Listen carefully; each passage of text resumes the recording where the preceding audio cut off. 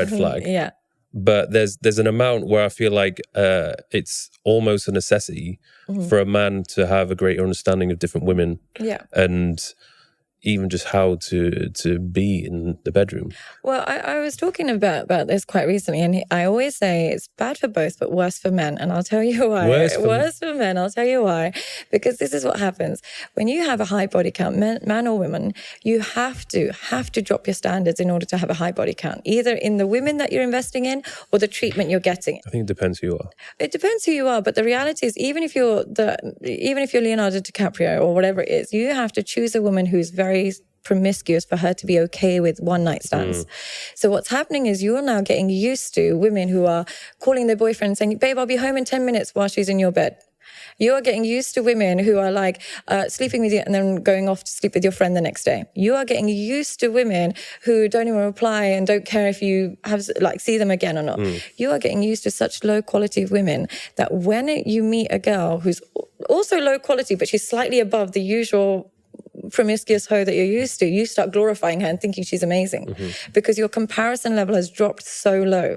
You are so used to that woman that has nude pictures online, or the one that's cheating on her boyfriend to sleep with you, or the one that is just sleeping with you and your friends. You're so used to such a low level of woman, you no longer have the skills and tools required to speak, to communicate, or be with a wholesome, good woman that can maintain a marriage. You are now going to attract another broken person because your standards have dropped. And the other thing that I would say is when you sleep around, there is no way you can sleep around with so many people and not feel some level of shame and guilt, because there's always that girl that you meet and then in the morning you're like, oh, please go away. There's always that, no matter what. So when you get that level of shame and guilt, the only way to feel better about yourself is to start saying, well, it's only sex. It doesn't matter. Oh, it doesn't matter if she was a bit shit. It's only sex. When you start having that attitude, it's only sex, and minimizing the importance of sex, there is no way you can nurture that in a long-lasting monogamous relationship. You'll think it's only sex, so you can have it outside of the relationship. You'll be more polygamous. So whereas for women, it's not good either. I'm not saying it's a good thing for women, but men risk pregnancies. Yeah. Women can get rid of a baby. They have let's say a woman doesn't want to be with you. She has a baby, she gets pregnant, she gets rid of it that day. But say the average woman, if she gets pregnant with Mike fucking Thurston, she's keeping it. And you have no say in that.